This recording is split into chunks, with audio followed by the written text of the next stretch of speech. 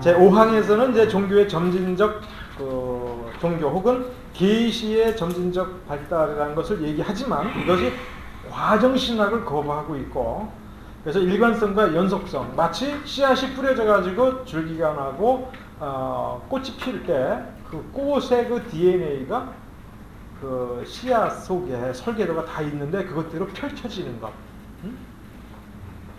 이런 것은 그런 의미에서의 계시의 점진성, 이것을 얘기합니다. 물론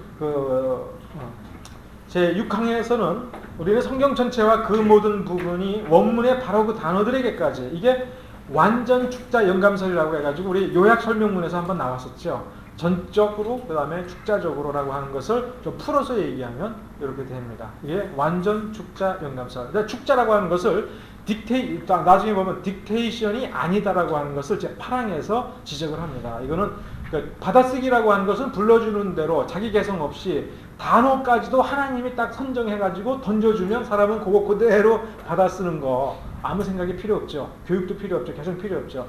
이런 것은 아니다, 이거예요. 그래서 이거 축자적인 것, 축자라고 하는 이 단어는 옛날부터 그 버벌 인스피레이션이라 할 때 버벌이라고 하는 단어를 그 축자라고 잘못 번역을 해왔던 거예요.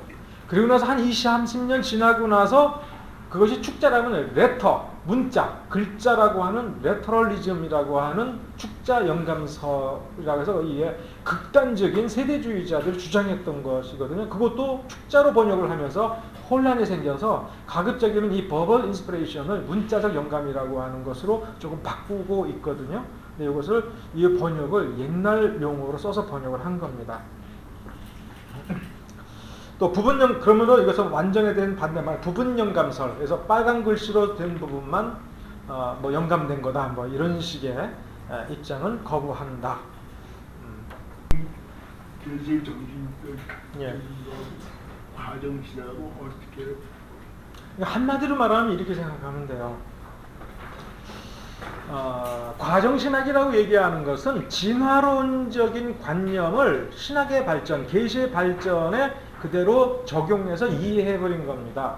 예를 들어서 진화론이라고 하는 것이 가지고 있는 가장 큰 문제점은, 예를 들어서 어린 아이가 엄마 뱃속에서 생겨가지고서 점점 자라서 어른이 되고 그 다음에 나중에 노인이 되잖아요. 그러니까 이 성장 과정 자체를 진화론이라고 얘기하지를 않아요. 이걸 성장이라고 얘기하지. 그러니까 진화론이라고 하는 것은 한 종에서, 예를 들어서 원숭이에서 사람이라고 하는 전혀 다른 특징을 가진 다른 생물체가 새로 이게 변화되어 간다 이거예요. 이게 진화론이죠. 예를 들어서 그 단세포가 다세포 생물로 되고, 그 다음에 뭐 수생 뭐 조그만 그 생물체가 되어가지고 나중에 물속 수생 생물이 되었다가 양서류 파충류로 변화되고, 그 다음에 거기서 유인원이 나오고 원숭이였다가 나중에 사람이 되어서 몇만 년에 걸쳐서 굉장히 많은 서로 완벽하게 다른 종이 나왔다. 이게 진화론이지 않습니까? 예. 그렇다면 그걸 가지고 신학에 적용해버리면 종교라고 하는 것이 원래가 종교가 아닌 어떤 신화적이거나 어떤 자연현상에서 시간이 지나면서 전혀 다른 성격의 종교가 만들어진 거죠. 그것은, 그렇다면 여기에는 뭐가 배제되냐면 하나님의 섭리라고 하는 것, 하나님의 개입이라는 것이 배제가 되고, 예를 들어서 이것이 하나님의 창조체, 창조는 하나님이 완전한 한 종을 창조하시고 그것이 예를 들어서 뭐 어른이 되거나, 그렇죠? 이렇게 조금 성장해 나가는 것에 그 도를 넘어서서 이런 변화가 가능하다라고 하는 것. 이게 그러니까 현대의 기독교는 전혀 다른 성격의 원시 종교에서부터 이렇게 변화된다라고 하는 것이 진화론적인 종교관이죠. 그러면 지금도 뭐가 되냐면 지금도 변화되어가는 과정 중에 있다. 앞으로 전혀 다른 종교가 나올 수도 있는 거죠. 근데 그것을 어떤 방식으로 표현하느냐가 시대마다 조금 달라요. 예를 들어서 헤겔이 이 진화론을 받아들였을 때에는 정반합의 변화를 얘기합니다. 그러면 그건 뭐냐면 예를 들어서 남자가 존재해요, 그죠? 그러면 전혀 다른 여자라고 하는 성품을 가진 존재가 있죠. 그러니까 처음에는 남남이 돼가지고 서로 맨날 티격태격 싸워요. 그죠? 서로 티격태격 싸워요. 왜? 서로를 이해 못하니까. 그러다가 정이 들고 사랑을 하게 되고 결혼을 해요. 그래서 그 다음엔 뭐가 나와요? 반반 닮은 자식이 나오죠. 그러니까 정반합이라는 게 사실은 이런 겁니다. A라고 하는 상태에서 전혀 다른 B라고 하는 반대로 갑니다. 시계추가 이쪽으로 갔다가 다음에 이쪽으로 간 것처럼. 그러다가 이것도 아닌 C라고 하는 것으로 발전되어 간다 이거예요. 그러니까 예를 들어서 히브리 유대 종교가 있어요. 이것이 그리스 로마 사회로 들어가니까 헬라화 되어 갑니다. 헬라화 되어 가지고 초대 기독교 공동체가 나와요. 그런데 우리 역사를 가만히 생각해 봐요. 유대교하고 기독교가 사이가 좋았어요? 처음에 바울 당시에 봐요. 막 서로 죽여버리고 막 잡아놓고 막 이랬단 말이야. 기를 쓰고 반대했단 말이에요. 바울이 몇 번 죽을 뻔을 했죠. 그러다가 초대교회를 지나면서 어떻게 됐습니까? 이것이 히브리 정신과 헬라 정신의 종합이 돼가지고 중세 카톨릭이라는 게 나왔다. 이렇게 설명을 합니다. 이해가 되죠? 네. 자, 그러면 다시 이게 정이니까 여기에서 반대되는 쪽에 또 한 번의 정반합을 시작을 하죠. 이게 뭡니까? 이게 이제 종교개혁이에요. 종교개혁. 그러면 다시 또 합이 돼서 뭐가 나옵니까? 전혀 다른 성격으로 또 진화되죠. 이게 뭡니까? 이게 계몽주의 교회입니다. 해결은 이런 방식으로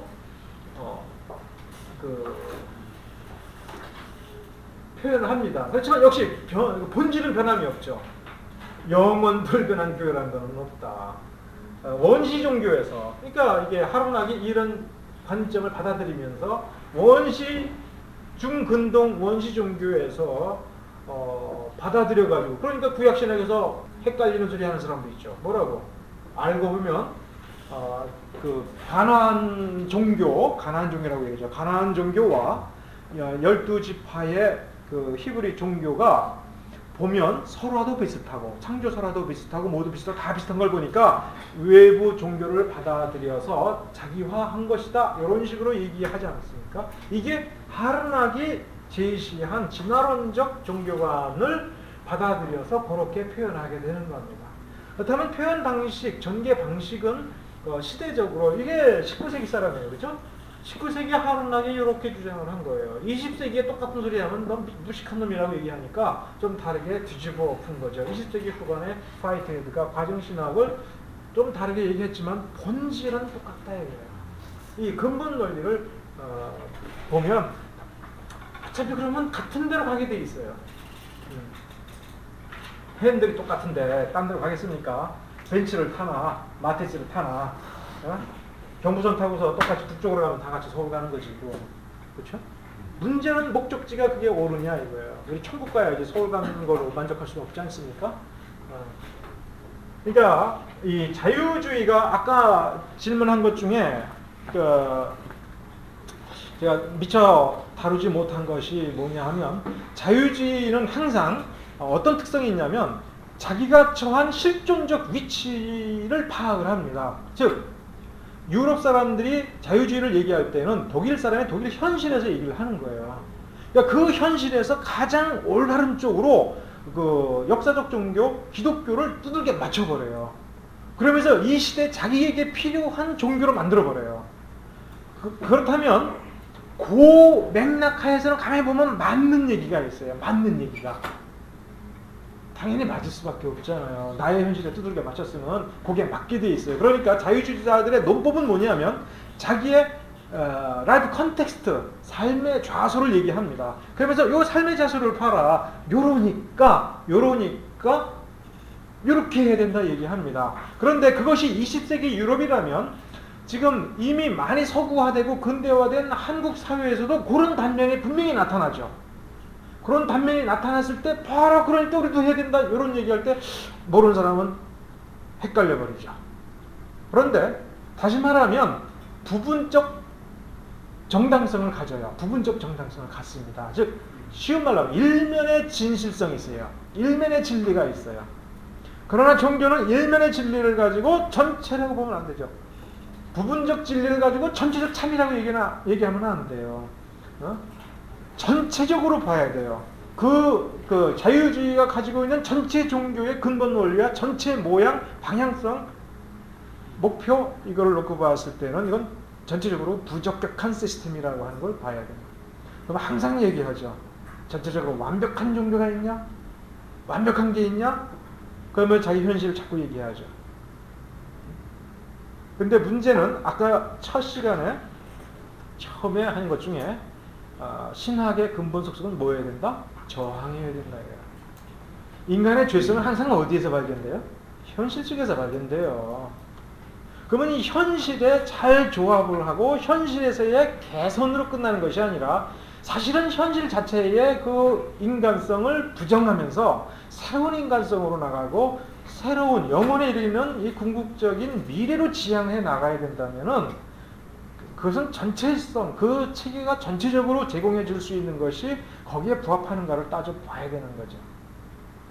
그런 점에서 자유주의는 근본적으로 그 중심 원리에 성경적 원리라고 하는 것을 가지고 있지 않고 근대성이라고 하는 계몽주의적 원리, 즉 인간의 이성에 의해서 인간은 낙원을 만들 수 있다. 자기 스스로 구원할 수 있다. 자기 스스로 하나님께로 갈 수 있다라고 하는 그 아르미니우스 신학의 근본 전제를 자유주의는 간직하고 있다 이거예요. 그래서 그 원리를 딱 보고 이거는 불가하다.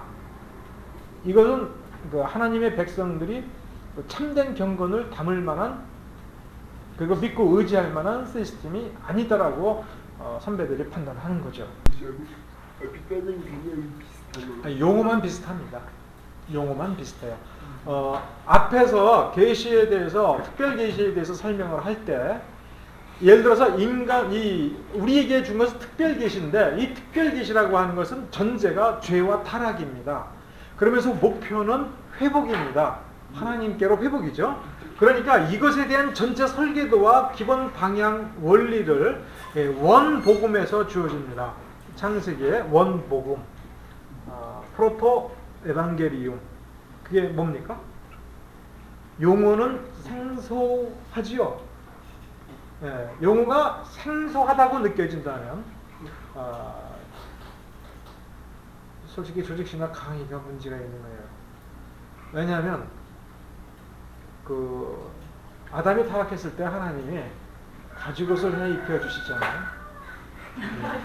가죽옷을 해 입혀 주고 그 다음에 하나님께서 선언하잖아요. 뱀에게 저주를 내리고 그 다음에 여인의 후손은 뱀의 머리를 상하고 뱀은 여인의 후손의 발꿈치를 상하게 한다. 이게 프로토 에반게리움입니다. 그런데 이걸 왜 이 프로토 에반게리움이라는 용어를 쓰느냐? 거기에 이미 복음의 근본 원리와 하나님의 전체 구속의 그 설계도를 다 주셨다 이거예요.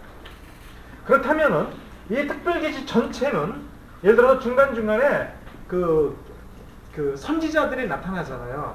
선지자들이 나타나는데 이 특별계시의 전체 이 선지자들의 예를 들어 선지자들의 맨 앞에는 누가 있는 거냐면 모세가 있는 거예요. 근데 모세 앞에는 족장들이 있는 거죠. 가장 중요한 것이 노아죠. 그리고 아브라함, 모세 쭉 해서 이들의 줄 끝에 최종 완결편으로서 누가 있는 거냐면 예수 그리스도가 있어요. 그래서 마치 계시는 여기서부터 시작해가지고 점점점 발전하는 것 같은데 이것은 그래서 역사 누적적 역사가 흘러가면서 누적 계시의 양을 더 늘려준 것 같은데 그렇죠.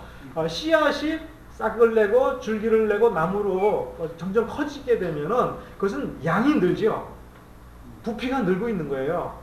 그래서 역사 누적적인 걸 통해서 양이 늘은 것 같은데 실제 특질 내용을 놓고 보면 이것은 하나라도 조금이라도 이 프로토 에반게리움의 DNA 설계도에서 하나도 벗어난 게 없는 거예요. 그리고 이런 성숙이 이루어질 때 이게 어디서부터 나온 겁니까? 이 생명력, 여기까지 완성된 형태로 나타날 때까지의 이 생명력, 추진력은 바로 프로토 에반게리움의 실현이란 말이에요. 씨앗이 여기까지 자란 거예요. 그럴 때 여기에 예를 들어서 물을 나무라고 얘기한다면 물과 햇빛과 그렇죠? 영양소들이 제공이 되죠. 그런데 이것이 예를 들어서 내가 태어날 때는 팔 하나가 없는데 살다가 10살쯤 돼서 팔 하나 주워가지고 끼고 그 다음에 20살 때쯤 돼서 이쪽 팔도 주워서 끼우고 이렇게 역사 누적이 된 거라면은 말이 안 되는 거죠. 그래서 또 한 30살쯤 돼서 소머리 하나 갖다가 딱 쓰고 그래서 이상한 점이 나올 수 있는 거죠. 어디로 튈 줄 모르는 거예요. 이게 만일에 이렇게 누적적이라는 거를 점진적이라는 걸 이렇게 진화론적으로 생각한다면 이게 어디로 튈 줄 모르는 거죠. 그런데 예를 들어서 물과 햇볕이라고 하는 것이 나무입니까? 나무에 이파리 하나 덧붙이는 거예요? 아니죠.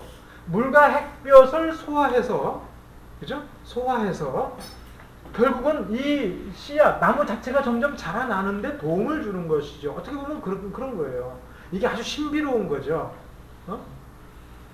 우리가 어린아이가 몸집이 더 커지고 근육이 커질 때에는 어디 가서 살덩어리를 내 속에 집어넣으면 그것이 위장에서 어떻게 문을 열고 그 근육을 가져다가 여기다 근육을 붙여줌으로써 근육이 늘어나는 게 아니죠. 소화시키는 거죠. 마치 시루에다가 콩나물 키우는 거 봤습니까? 말은 많이 들어봤죠. 근데 실제로 본 분이 있죠. 나는 어렸을 때 참 신기하더라고요. 할머니가 매일 아침 일어나서 계속 물 하는데 물소리 시끄러워요. 저거 왜 하시나. 근데 물이 다시 말하면 쏟아 부었는데 다 그대로 빠지지만 그래서 헛일을 하시는 것 같은데 나중에 콩나물이 자라죠. 물과 햇볕을 주었는데 따지고 보면 콩나물 실에 물 붓듯이 빠져나가는 것처럼 보여요. 그렇죠? 햇빛은 햇빛이에요. 물은 물이에요. 그러나 나무가 자란다 이거예요. 그때 이 DNA에 의해서 자라나는 거고 이 설계된 이 완성된 모습은 이 하나님 외적인 것, 자연적인 것은 하나도 더 들어가는 게 없어요. 그렇게 보셔야 되는 거예요. 하나님의 완벽한 능력과 하나님의 계획과 하나님의 창조 속에 있는 거죠. 예를 들어서 예수님의 그 육신도 자연적인 거 아닙니까? 그러면 어디서 살덩어리 뛰어다가 예수님의 육신을 만드는 것도 아니지 않습니까? 예수님의 육신은 완벽한 육신이요 죄 없는 육신이라서 보통 인간의 육신과는 또 다른 특성을 가지고 있지 않습니까? 그러니까 인간에게서 어떻게 보면은 인간의 것을 받으시기도 했지만 어떻게 보면 또 다른 어떤 인간으로부터 신세진 거 하나도 없어요. 이것이 그 점진적 계시라는 얘기입니다. 계시의 점진성이라는 얘기예요. 그러니까 이 시대의 인간에게는 요만큼이라고 하는 분량만큼만 하나님이 주셨어요. 이 시대의 인간에게는 여기에 해당하는 만큼만 주셨어요. 예수님에 이르러서는 이제 완벽하게 주셨어요. 이후에 우리에게는 어떤 사람에게는 요만큼만 깨닫게 해주시고 어떤 사람에게 요만큼 깨닫게 해주셨어요. 이건 역시 계시를 주신 성령님의 조명의 사역이라 이거죠. 이것이 그 과정신학이나 변증법적 신학, 해결의 변증법적 신학에서 얘기하는 진화하고는 굉장히 틀린 겁니다. 그 해결에 있어서의 진화 개념을 그 해결은 이렇게 이렇게 이해를 했어요. A라고 하는 물질을 어떤 통에다가 예를 들어서 담기 시작하는 겁니다. 그래서 이만큼 쌓여있을 때는 지금 뭐가 쌓여 있어요? A가 쌓여 있는 거예요. 계속 쌓아 놓습니다. 그래서 가득 찰 때까지 했어요. 이때까지도 여전히 뭐가 쌓여 있는 겁니까? A가 쌓여 있는 겁니다. 그런데 어느 순간에 한 방울에 A를 뚝 떨어뜨렸어요. 그래서 이제 보통 물 같으면 넘치기 시작하는 거죠. 근데 이거를 해결은 뭐냐면 이게 B가 되었다 이렇게 얘기하는 거예요. 이거를 양을 들여서 질화, 전혀 다른 진로의 변이가 일어났다고 보는 거예요. 이때의 이 한계치를 보통 그 핵물리학 같은 데서는 인계치라고 얘기하지 않습니까? 우라늄의 원자를 계속 더하는 거예요. 그러다 마지막 어느 한순간에 딱 됐을 때 뭐가 나타나요? 핵 반응이 일어나가지고 폭탄이 되어버리는 거죠. 폭발이 일어나는 거죠. 이거를 전혀 다른 것으로 그러니까 변질이 되어버리는데 요게 생물학적으로는 뭐냐면 이게 진화예요. 이게. 그러면 유대 종교라고 하는 속성에서 계속 유대 종교적인 신학과 종교성을 계속 도와서 점점 부피가 늘어나다가 역사적으로 어느 시점에서 마지막 한 방울 택도하니까 갑자기 뭐가 된 거예요? 기독교라고 하는 것이 딱 등장했는데 이것은 유대교와 적대적 성격을 가진 거예요. 그러니까 처음에 막 싸우다가 어느 또 시점에 일어나면 또 뭐가 생기냐면 상호 침투가 일어나요. 상호 침투라는 건 뭐냐면 서로 적대적인 서로 다른 성격의 것이 대립을 하다가 서서히 자기의 그 본성을 주고받아서 서로 섞여버려요. 그러니까 쉽게 말하면 어떤 남자가 자기 누나하고 매일 싸워요. 막 치고받고 맨날 싸워. 이게 서로 이제 사귀질 못하는 거지. 근데 몇 년 지나다가 보니까 서로 닮고 옛날에는 우락부락하던 놈이 보니까 좀 여성적이 돼버렸어. 그리고 여성적이었던 그 누나는 좀 남성적이 돼버렸어. 그걸 보고 봐라 이렇게 변하지 않냐. 원래 이게 인간이다.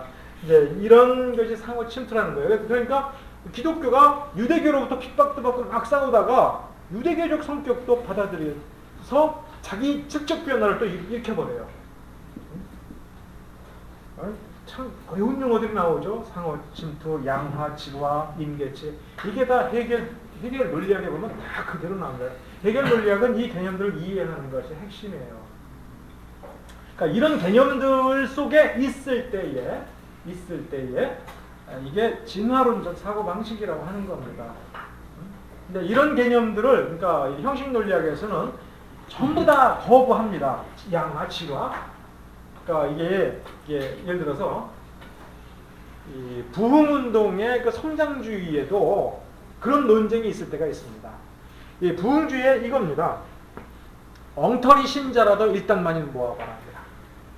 엉터리 신자 10명이 있으면 그건 엉터리 교회예요. 그죠? 그러나 그 엉터리 신자를 10,000명을 모아봐라. 그러면 이 속에서 뭐가 나와? 좋은 신자 1,000명이 나온다 이거야. 한 500명이 나온다 이거야. 그러면 엉터리 신자 500명 모았을 때 좋은 신자 500명이냐? 아니거든. 그러면 이 좋은 신자 500명은 어디서 나왔냐? 뭐 때문에 나왔냐? 엉터리 신자 10,000명 모아놓으니까 이게 나오더라 이거야. 그러니까 뭘 해야 돼? 무조건 모아야 돼요. 무조건. 그러니까 뭐가 다다익선이야. 대형 교회일수록 좋다 이거야. 왜? 10,000명 되는 교회에서 정말 좋은 신자 500명이라면 10만 명 모아봐. 이거는 다른 사람이 비할 수 없이 놀라운 일을 할 수 있다. 그러니까 이거 봐라. 이게 하나님의 영광이다 이거야. 자 그러면 이게 말이 되냐 이거야. 성경 공부 하나도 안 해도 신학을 깨우치냐 이거야. 쉽게 말하면 양은 양을 낳고 늑대는 늑대를 낳는 거야. 부패한 죄성은 부패한 죄성을 낳는 거야. 그럼 10,000명 엉터리 신자를 모아놓으면 좋은 신자 하나도 안 나온다 이거야. 썩은 집밖에 안 한다 이거야. 이게 형식 논리학에서 거부하는 겁니다. 그래서 질적 성장과 영적 성장이 화해할 수 없이 싸우는 겁니다. 그러니까 좋은 신자 500명이라고 하는 것은 사실은 누군가가 성경 공부를 했다 이거야. 성경 공부를 열심히 가르치고 열심히 신학을 공부하고 또 가르치고 또 바로 세워주고 함으로써 피와 눈물과 땀으로 좋은 신자를 하나 세운 것이지 단순하게 숫자를 모아놨다고 해서 그들이 어느 임계치에 도달해서 갑자기 좋은 신자로 변질되어 버리는 건 아니라 이거예요. 그러나 양적 교회 성장론자들은 이걸 전제합니다. 사실은. 그래서 악하다고 얘기하는 겁니다. 해결이 그 기독교 최고 높은 기독교라는 종교를 그 위에 철학이 있다라고 보았다고 배웠는데 혹시 이런 지라론적 이런 불식과 어떤 연관이 있나요? 그런 개념이 거기에 영향을 주는지 그렇게 생각하는 것의 배경이 뭔지. 배경보다도 지금 그 질문은 이 질문에 돌아가는 겁니다. 이 정반합의 운동을 시작할 때 그렇다면 최초의 출발점이 존재하지 않습니까? 최초의 출발점. 그 다음에 이 정반합을 무한히 하되 영원히 할 수는 없는 거 아닙니까? 왜 그러냐면 유럽이 기독교 사회잖아요. 종말이 존재하는 거예요. 이게 동양에서는 순한 그 순회, 윤회라고 하는 것을 생각한다면 무한히 돌아가는 거죠, 그죠? 그러니까 종말이 없어요. 그러니까 개인적 종말밖에 없어요. 이 윤회의 사슬을 끊어버리는 개인적 종말밖에 없는 겁니다. 근데 그 유럽의 기독교 사회이기 때문에 반드시 끝이 있어요. 그러면 요 마지막 끝나는 것, 요게 무엇이냐 이거예요. 그 다음에 이런 정반합의 운동을 추진할 때에 그 인간 사회에 있어서 그 인간사뿐만 아니라 세계사의 이 중심축을 뭐를 보느냐 하는 것이 지금 사실 그 질문의 핵입니다. 요거를 시원이라고 얘기합니다. 시원. 모든 것의 처음이라는 얘기죠. 그 다음에 다시 요것이 그러면 해결에 있어서 이 정반합의 윤리에서 요것을 다시 뭐라고 하냐면 시원이라고 얘기해요. 그러면 윤회 아니에요. 그런데 이렇게 얘기해요. 이 시원은 이 시원과 다른 시원이다. 이게 또 헷갈리는 거예요. 이게 그래서 이게 모순이라고 하는 걸 전제합니다. 이건 모순 아니냐. 다시 처음으로 돌아가는데 그 처음은 이 처음이 아니고, 그러면 이건 또 윤회, 영원한 윤회가 아니고, 그럼 모순 아니냐. 모순, 그게 진리다. 이렇게 얘기해요. 왜냐하면 인간의 언어는 진리를 담을 수가 없기 때문에 인간 언어로는 모순적 표현밖에 나올 수가 없다 이거예요. 그러면 요것을 실질적으로 이 시원의 중심축이 뭐냐 할 때 이게 이성이다. 그래서 헤겔은 나폴레옹이 그 등장해서 그 예나 전투, 예나가 헤겔이 살았던 동네예요. 그 예나에서 그 전투를 벌여가지고 독일 군대를 싹쓸이 버렸을 때에 그 나폴레옹을 일단 뭐로 봤냐? 이성의 불림으로 봤어요. 이성의 등장. 세계 이성의 존재로 본 거예요. 그래서 세상의 그 혁명적 변화를 일으킬 수 있는 사람으로 본 거예요. 그러다가 그 실망했죠. 왜냐하면 그는 가장 이성적 행동을 한 것이 아니라 정복하고 탄압하고 그 다음에 학살하고 전쟁하고 이걸 반복했고, 그래서 새로운 사회를 건설해야 되는데 파괴만 했단 말이에요. 그러면서 이제 자유가 오는 게 아니라 부자유가 오니까 실망했단 말이에요. 그러니까 역시 이제 어쨌든 그 이성이라고 하는 걸로 봤고, 왜 이성으로 봤냐? 이제 이 시원 이것이 관념으로 봤어요. 영원한 이데아의 세계로 봤어요. 그래서 관념론이라고 하지 않습니까?